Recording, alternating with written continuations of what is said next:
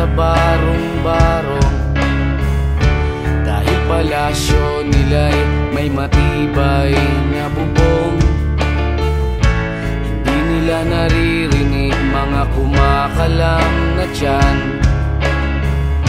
di tulad ng mesa nilang parang laging may handaan. Ikaw ba,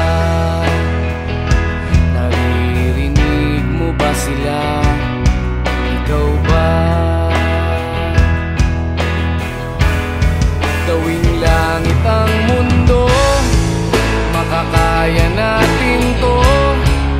Sa simula ikaw at ako, tapos sila, hanggang maging lahat na tayo. Okay hanggang masdan sa bawat taong nagugutom at nahihirapan, meron kang matutulungan. Oh, gawing langit ang mundo.